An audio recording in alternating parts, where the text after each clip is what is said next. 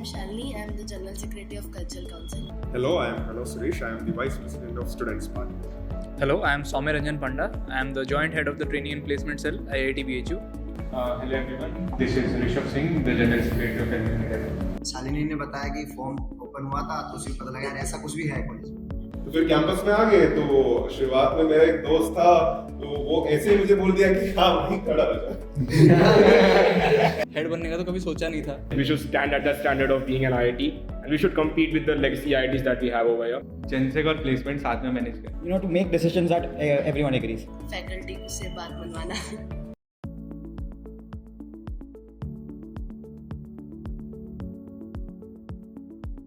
Hello everyone, myself Vaishnavi Jha from Outreach Club Film and Media Council ITVHU. I welcome all the POR holders to the Know Your PORs 2024. We are here to sneak into your tenure and get some insights about the events, fest and the working of your club or council. So let's just begin by the round of introduction by each of you. Hi everyone, I am Parth Gupta, Vice President of Entrepreneurship Cell. Hi, I am Shalini. I am the General Secretary of Cultural Council. Hello, myself Sunil Verma and I am the General Secretary of Sports Council ITVHU. Hello everyone, myself Abhishek Anand, General Secretary of Social Service Council. Hello, I am Hello Suresh. I am the Vice President of Students Party. Hello, I am Soumya Ranjan Panda. I am the Joint Head of the Training and Placement Cell, IIT BHU. Hi guys, I'm Aditya Kumar Singh, the General Secretary of Science and Technology Council. Hello, this is Vishnu Gopakumar, the convener of Student Alumni Council. Hello everyone, this is Rishabh Singh, the General Secretary of Engineering. Hello everyone, so what was your motivation behind getting into your organization? Okay, so like if I talk about my motivation, so like even before joining the college, I was interested in the entrepreneurship and in startup space. I used to watch Shark Tank shows, Shark Tank USA. Like I have been a part of dance club here since my first year. So ऐसे as such तो कुछ plan था नहीं general secretary बनने का. Form आया मैंने भर दिया. बट अभी काम करके ऐसा लग रहा है एक साल और काम कर लेते हैं. एज अ मोटिवेशन तो कभी था नहीं कुछ, स्टार्टिंग से ही मेरा स्पोर्ट्स में काफ़ी इंटरेस्ट रहा, स्कूल लेवल पे काफ़ी खेला हूँ.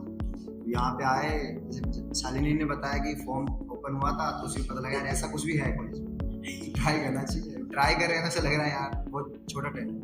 मोटिवेशन तो ये था कि यार कुछ ट्राई करना, ये भी कर लेते तो ये था motivation. From the first year ऐसा लगता था कि सोसाइटी से हम लोग सारी चीज़ ले रहे, तो हम लोग को लगता था कि हाँ सोसाइटी को हम लोग को कुछ देना चाहिए. तो इसी वजह से हमने सोशल सर्विस काउंसिल ज्वाइन किया और इसके थ्रू हम लोग को सोसाइटी को देने का मौका मिलता है, इसलिए हम ये काउंसिल ज्वाइन किए. तो मेरा सीन ऐसा था कि सेकेंड ईयर तक मुझे एक्चुअली पता नहीं था कि कैंपस में स्टूडेंट्स पार्लियामेंट है. क्लब से ऐसे ओरिएंटेशन ये सब वो करवाते थे, तो कोई गवर्नमेंट स्टूडेंट बॉडी में ऐसे कुछ आइडिया ही नहीं. तो फिर कैंपस में आ गए तो शुरुआत में मेरा एक दोस्त था तो वो ऐसे ही मुझे बोल दिया कि हाँ वहीं खड़ा हो जा. तो ठीक है, वो मैंने सोचा कि हाँ यार दोस्त तो बोला है, चलो ठीक है खड़ा हो जा. तो फिर एक बार पार्लियामेंट में हॉस्टल कमेटी में काम करके देखा तो वो एक मुझे ऐसे एक एक्सपीरियंस हुआ कि जब काफी चीजें जब रूम में बैठ के हमें ऐसे लग रहा है कि हाँ यार इसमें ये चेंज कर सकते हैं, कॉलेज में ये ऐसे नहीं होना चाहिए था या ये चीज और बेटर कर सकते हैं. एंड पहले भी जब स्कूल में थे I was the chairman of my school in 12th and आजुला सब्जेक्ट, तो दो अलग स्कूल. तो मैंने सोचा यहाँ भी सेम चीज कर लेते तो I would be able to manage. So placement cell like हम सब लोग तो एग्री करेंगे कि लाइक कोचिंग डेज से ही सुना होगा IIT की प्लेसमेंट बहुत ज़्यादा बढ़िया होती है. तो पहली बात तो क्यूरियोसिटी थी कि कैसे होती है, क्या करते हैं, what's behind the scenes.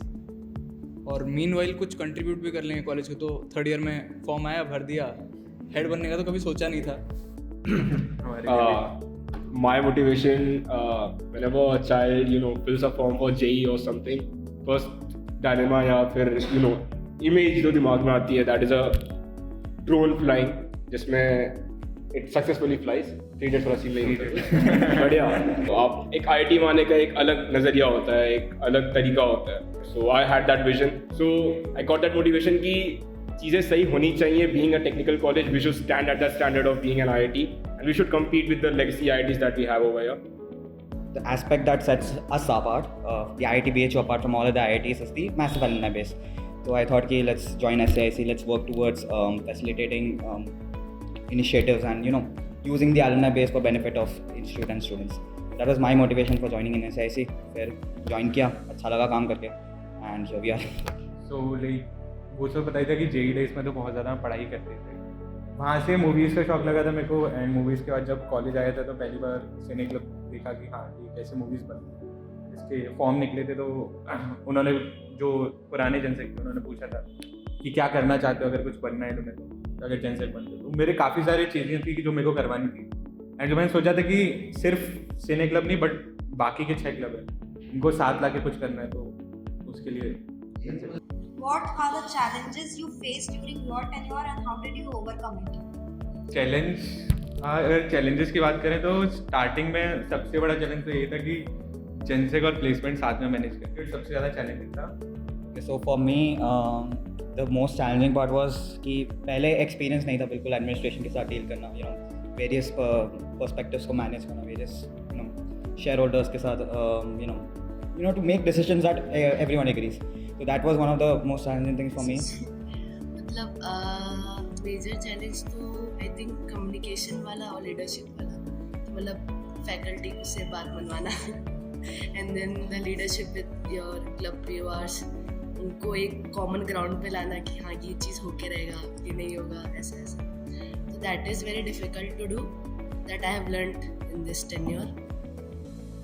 Challenges की बात करें तो देखो यार, स्पोर्ट्स काउंसिल का ऐसा है, मुझे ऐसा प्रश्न लगता है ये मेरी काउंसिल सबसे ज़्यादा एक्टिव है। एक पूरे कॉलेज का आप हाफ पार्ट लेते हो, मोर देन एक बैच के 700 से 800 बच्चे एक्टिव रहते हैं स्पोर्ट्स में। तो चैलेंजेस है आपके लिए, आज का चैलेंज कुछ हो सकता है, जिम के लिए हो सकता है, कल कुछ कोई वायरल हो जाए, कहीं लड़ाई हो जाए। स्पोर्ट्स ऐसी चीज़ है यार, उस हीट ऑफ द मोमेंट में कुछ भी हो सकता है, आप डिसाइड नहीं कर सकते ऐसा किसी नहीं कर सकते।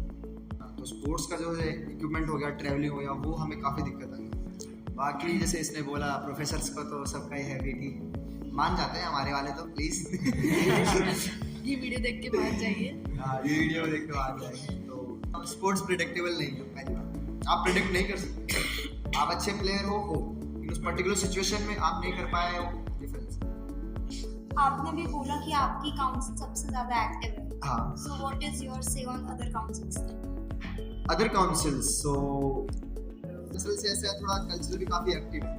बाकी मेरा पर्सनल व्यू है, मुझे पॉइंट ऑफ व्यू फिर चेंज हो सकता है। एफएमसी हो गया एसएनटीसी हो गया, इनके थोड़े क्या इनको वर्कशॉप्स पे डिपेंडेड है। जब तक ये वर्कशॉप तक पहुंच नहीं जाते, इनका मुझे लगता है वो पीक नहीं आता। ठीक है, जब तक वर्कशॉप उनके पर्टिकुलर लोग करवाने लगते हैं उनका पीक नहीं आता। तो सबसे ईजी जो मुझे लगता है एक्सेसिबल, कि रीच आउट करना बच्चे को ईजी रहेगा उसको।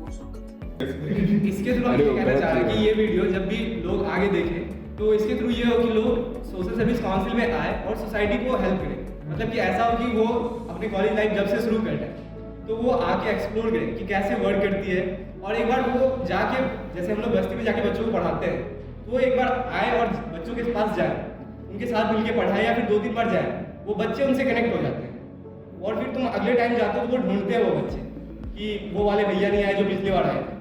तो वो अपने आप में होता है ना, जो सेटिस्फेक्शन मिलता है वो तुम वहाँ जाके ही फील कर सकते हो। तो इसलिए तुम लोग जो भी अगले साल जब जो लोग आएंगे वो आए और इस चीज़ को ज़रूर से ज़रूर एक्सप्लोर करें, और अपने सोसाइटी को, होता है ना कि सबको एक पढ़ लिख के अच्छा पैसा कमा ही लेते हैं, बट जब तक तुम सोसाइटी को हेल्प नहीं करते तो वो सेटिस्फेक्शन नहीं मिलता है।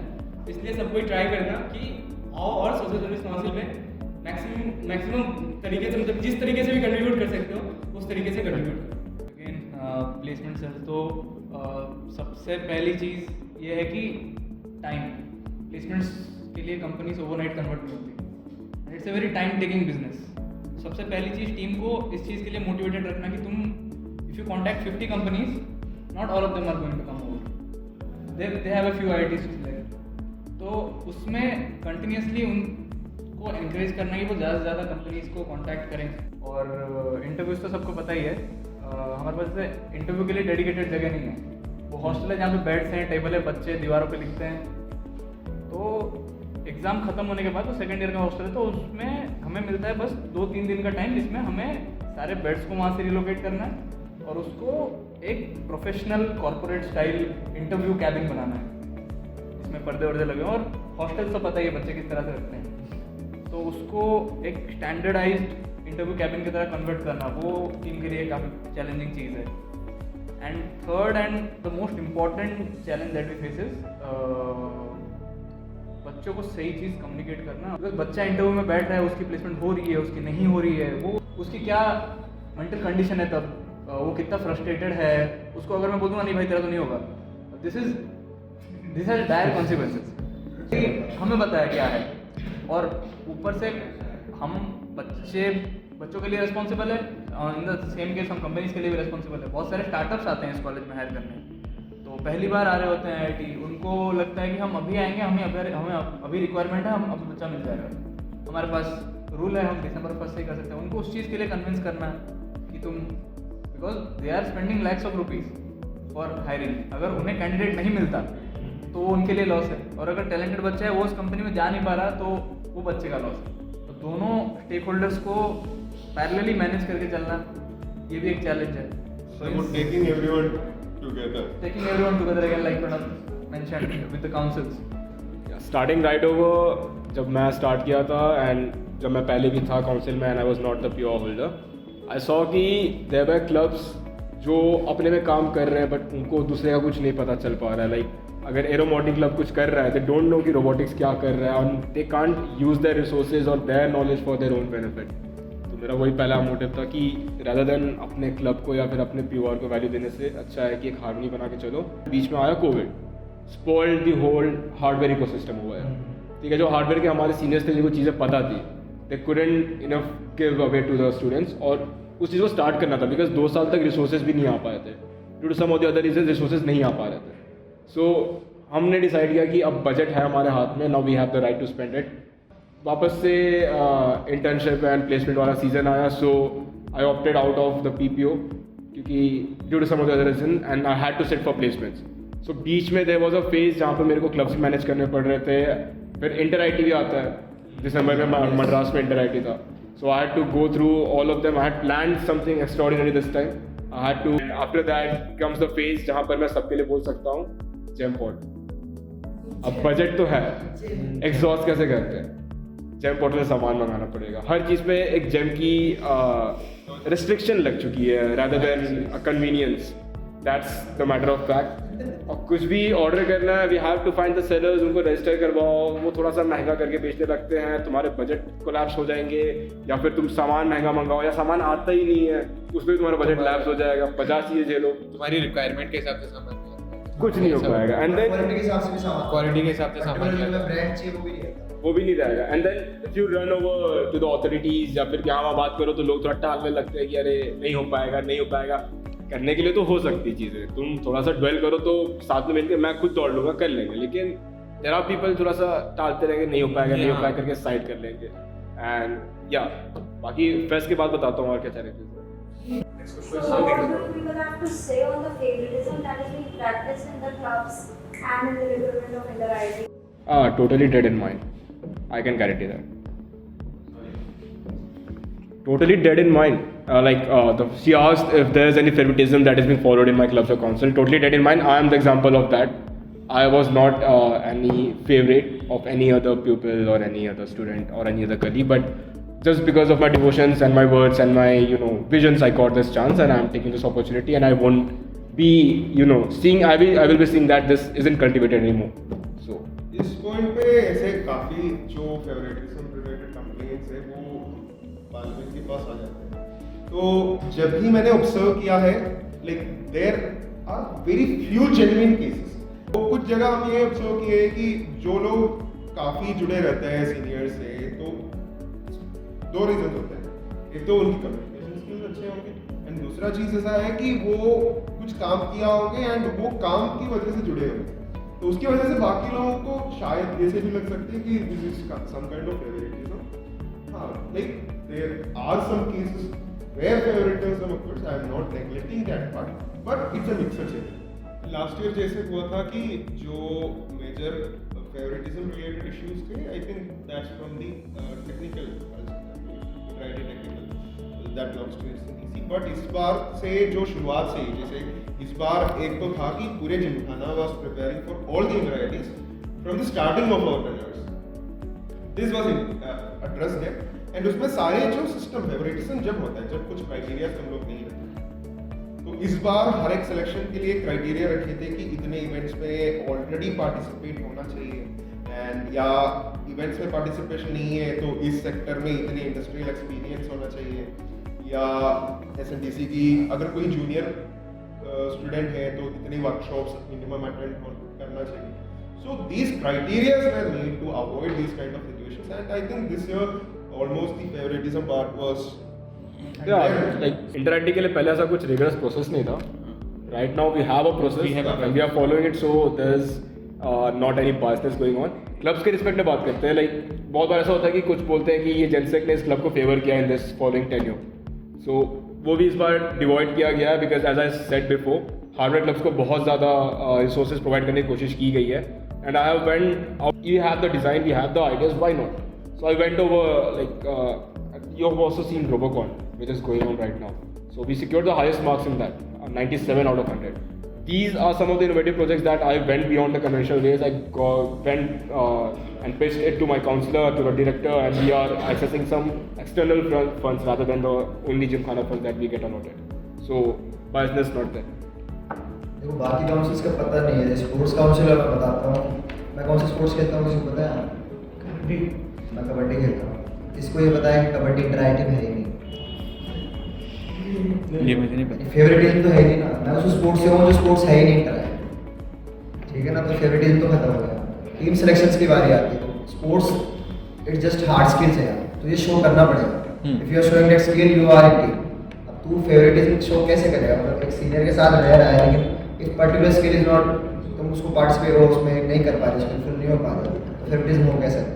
इस बात से कहीं से किसी को सुनने में नहीं आ रहा टीम सिलेक्शन में ऐसा रहा वैसा रहा. तो काफ़ी अपने पहले से प्रोसेस था ना. ये प्रोसेस ही मिसिंग था. क्या नहीं यार 75% अटेंडेंस हमें ग्राउंड पे चाहिए. टूर्नामेंट आप टीम का पार्ट हो रेदर देन आपने खेला, ये जरूरी होना चाहिए. तो ये पहले से यार फेवरेटिज्म ऐसा कुछ नहीं है. मतलब बात बन सकती है कि यार दो बेस्ट होता हो सकता है यार उससे भी उसमें वो अलग है. जब तक MS धोनी नहीं जरूरत थी भाई कि वो बेस्ट था. तो वो चीज. Next question: What commitments did you outline in your SOP, and which ones have you fulfilled? सारे क्लब्स को उस तरीके से ट्रेन करना है कि तुम्हें इंटर-आईटी में परफॉर्म करना है. वो एक मेजर हमने टारगेट लेके चाहिए था और वो काफ़ी हद तक इम्प्लीमेंट भी हुआ. लाइक हम लोगों ने मेडल्स भी काफ़ी जीत लिए. बट जो सेकेंड हाफ है वो हम लोग मेजरली सोच रहे थे कि थोड़ा क्रिएटिवली, बिकॉज जिस टाइप का काम करते हैं फिल्म मेकिंग या फिर डिजिटल आर्ट जो भी चीज़ें हैं उसमें देयर इज़ क्रिएटिविटी. एंड अगर तुम क्रिएटिविटी खुद से कर पा रहे हो, कोई नई चीज़ इंप्लीमेंट कर पा रहे हो, तो सेकेंड हाफ हमने सोचा था कि मेजर उस पर ज़्यादा फोकस करेंगे कि हम कुछ क्रिएटिव करके लाएं. जो पहले से चलता आ रहा है उस पर ना कुछ नया लेके आए. तो ये दो चीज़ें मैंने करी थी. फर्स्ट तो हो चुका है, सेकेंड पे काम चल रहा है अभी. मैं अपनी बात करूँ तो एक मेरा हाईलाइटिंग पॉइंट जो इसमें मुझे फोकस करना था was the quality support to the student startups. तो पहले what used to happen is कि डेडिकेटेड मेंटर पूल नहीं था. तो लोग एक डेडिकेटेड मेंटर पूल लॉन्च किया. एक जो एम था कि ई समिट को बड़ा बनाने का, तो वो I think kind of fulfil हुआ. जैसे हम लोग स्टार्टअप एक्सपो कराए थे राजकोट ग्राउंड पे. लास्ट टाइम उन्होंने स्टार्टअप एक्सपो कराया था ABAT के साइड में. इसमें बस 4-5 स्टार्टअप्स ने अपना डिस्प्ले किया था. आधे से ज़्यादा कॉलेज वालों को मालूम नहीं था कि वहाँ पर स्टार्टअप एक्सपो लगा. तो these are some things which I wanted to focus on, and I think the team has worked towards it and tried to be able to fulfill. Now again मेरे SOP की बात करूँ तो mostly company internal थी, but जो बाहर सबके लिए है वो है instead of focusing on single domain इसको डाइवर्सिफाई करना है. कोर की ज़्यादा से ज़्यादा कंपनी बुलाना था कि जो कोर के बच्चे हैं वो अच्छी जॉब्स में ले सकें. तो उनको ऐसे इंसेंटिव्स देना ताकि वो इंटरेस्टेड हो आगे आगे रहकर. डाइवर्सिफिकेशन एक बहुत इंपॉर्टेंट पॉइंट था SOP का. उसके अलावा ऑटोमेशन था जो हो रहा है इंटरनली टीम में हो रहा है कि सब मैनुअल चीज़ें होंगी जो दर से उनको रेक्टिफाई करना है using certain level of automation. And apart from that एक चैनल हो प्रॉपर जिससे स्टूडेंट अपनी इश्यूज एड्रेस करते हैं. स्किल डेवलपमेंट जो करियर डेवलपमेंट प्रोग्राम है पिछले साल काफ़ी सारे नए कंपनीज आई थी. और मेरा ये मानना है कि जब कैंडिडेट जाके इंटरव्यू में बैठ रहा है तो वो उसका पहला एक्सपोजर ना हो कॉर्पोरेट के साथ. उससे पहले कोई उसको बता दे कि this is going to happen, this is going to happen in interviews, this is going to happen in industry. दो फायदे पता चल जाएगा कि एग्जैक्टली करना क्या है उसको और तैयारी भी हो जाएगी उसकी किस तरह से करनी है. तो इस साल भी जब CDPO I hope that it goes on well.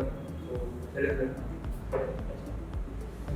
Talking about me, in my SOP and my other core team members SOPs as well, एक चीज़ ये थी कि SAIC के जो एग्जीक्यूटिव्स हैं उनके alumni के साथ इंटरेक्शन होती है, बट आउटसाइड दैट रिलेटिवली कम थी. जो भी मेंटरशिप मॉक इंटरव्यूज में ऑनलाइन बातें हो रही थी उसके अलावा नहीं थी. This time we focus more on कि बाकी स्टूडेंट्स का offline interaction, face to face interaction ज़्यादा हो. जैसे कनेक्ट एंड लर्न लोग इनिशिएटिव लगा दी, जहाँ पे इंटर्नशिप में जो स्टूडेंट्स थे दिल्ली एंड बैंगलोर में, उनका ऑफलाइन मीट करवा दिया with the alumni of Delhi and Bangalore. फिर उसके अलावा इन several reunions we invited other students outside of SIC to interact with the alumni. This is my email was that, and in one thing in Parliament and other student bodies were also invited. Apart from that, we also had offline mock interviews during the reunions. What are your suggestions for the upcoming POR holders and for students as well? What they should really focus on is honesty. कहते हैं शीलम परम भूषणम, तो character is the prime virtue. उसी मोटो के साथ अगर आगे बढ़ेंगे तो सब बढ़िया हो जाएगा. Okay, so for the next step, POR holders of SIC, one thing I would suggest कि branding हमें थोड़ी और करनी चाहिए. सर कि I still notice that a lot of people don't know alumni क्या होता है, alumni cell क्या होता है, so that is one thing that we need to improve on. Apart from that, administration के साथ काम करना it is challenging, it can be frustrating, but just because it's frustrating doesn't mean you should not do it. करो उसको, मेहनत लेके करो. And rest, I'm very proud of my team. really believe that they will get next year के लिए अगर मेरे को कुछ सजेशन या फिर ऐसा कुछ देना हो तो the one thing I will say जो मैं मेरे को पुराने पीओर बोलते हैं कि you have to make connection with people. Club में लोग आते हैं और 4 साल काम करके चले जाते हैं, बट वो 4 साल की इन्वेस्टमेंट अगर तुम जो रिस्पेक्ट या फिर तुम जिस चीज़ से अगर पे ऑफ कर पा रहे हो तो वो सबसे बड़ी चीज़ होती है. तो फोकस ऑन पीपल कनेक्शन और बाकी जो काम है वो चलता रहता है. क्लब में काम हो जाता है क्योंकि लोग रहते हैं तो फिर चीज़ें होती रहती है. तो try to build more connection में. वो फर्स्ट ईयर हो, सेकंड ईयर हो, जूनियर हो, तुम्हारा या सीनियर हो, अगर तुम उसके साथ सही से कनेक्शन बिल्ड करके रखोगे तो वही सबसे फाइनल है. ओसी एट टाइम मतलब द मोस्ट इम्पोर्टेंट थिंग तुम्हारे लिए होगी कि पेशेंस रहना. पेशेंस क्योंकि एट टाइम होगी तुम खुद फ्रस्ट्रेट हो जाओगे कि मैंने यार यही तो है, काम हो नहीं रहा है. बट उस टाइम पे भी तुम्हें ये मोटिवेट अपने आप मोटिवेट करके रखना पड़ेगा कि जिस विजन के लिए तुमने प्योर ली थी वो तुम एट द एंड कंप्लीट करके जाओ. भले ही इनिशिएट करवा के जाओ but there should be something जिसके लिए तुम लुक फॉरवर्ड कर रहे हो. तो अपने एसओपी में हमेशा वो चीज़ रखना कि एक सेंटर टारगेट होता है, मेरे को ये अचीव करना है. वो चीज़ लेके चलोगे तो तुम उस डायरेक्शन में अपने आप काम होता रहेगा, भले ही तुम कितना भी फ्रस्ट्रेटेड या कितना भी एडमिनिस्ट्रेशन से इशू है. मैं ये कहना चाहूँगा कि बहुत आसान लगेगा कि यू नो जस्ट आए और छोटी मोटी चीज़ें मैनेज करके चेक आउट कर दिया, बट नाम तभी बनेगा, रिस्पेक्ट तभी मिलेगी जब तुम कुछ एक्स्ट्राऑर्डिनरी करोगे, कुछ अलग लेके आओगे और लोगों को अपने आप से जोड़ोगे. तो फर्स्ट ऑफ ऑल सोच इनोवेटिव रहनी चाहिए. You should never abide by the rules. Rules के साथ खेलते रह जाओगे तो you not be able to innovate. Innovative thoughts रखो, जुगाड़ू बनो, कनेक्शंस अच्छे बनाओ, रिलेशंस अच्छे बनाओ, लोगों को साथ में लेके चलो. Let it be a collective harmony. And I am guaranteeing you and promising you कि जो हम स्ट्रक्चर एंड प्रोसेस छोड़ के जाएंगे that will be a very good basis for you to build upon, and you can carry that forward with pretty much confident and innovative. It's like कि जो भी अगले साल जो पार्लियामेंट में भी आ रहे हैं या कोई भी पीओर होल्डर्स पे आ रहे हैं, you have to keep on with the unity. कि जब पार्लियामेंट या जब वीपी पोजीशन में है तो you are the highest student representative in the institute. So जो भी है सबको अपना अपना स्पेस एंड फ्रीडम होनी चाहिए. इट्स नॉट लाइक कि तुम कुछ सोच लिए तो हमेशा तुम ही सही हो सकते हैं. We all are not perfect. कि हमारे सोच में भी कमियां हो सकते हैं, लूप होल्स हो सकते हैं. So it's about the team that you build up and how the emotions in the team exist. तो उस चीज़ को बहुत साथ लेके चलना है. And you have to remember that कि जो स्टूडेंट्स पार्लियामेंट है it's a bridge between the students and the administration. And जब चीज़ों को अगर एडमिनिस्ट्रेशन के अगेंस्ट भी जब जा रहे 4 स्टेप तुम आगे जा रहे तो 2 स्टेप पीछे भी आने की ज़रूरत है. You have to keep that good environment, healthy environment between the things, between the students itself, between the students and the administration. तो वो एक चीज़ है. And every decision that you will take, every word that you will say will lead to some consequences or some other interpretations. So you have to be careful about everything, and you have to go on with a mutually inclusive, collaborative approach for everything, and you have to take the decisions thinking a lot कि कुछ भी अगर चीज़ है तो थोड़ा ज़्यादा सोच के डिसीजन लो ताकि उस डिसीजन में कुछ कमी ना रहे. That's all. So to conclude, for our institute, the motto is education is character. तो जो भी हमें शिक्षा यहाँ से मिल रहे हैं, have to do it for the development of the institute, development of the country. So that's our general message to all the students of the institute. कि you have to learn from things, have to gain the knowledge and use the knowledge for the holistic development of the institute, your peers, and in the country. That's it.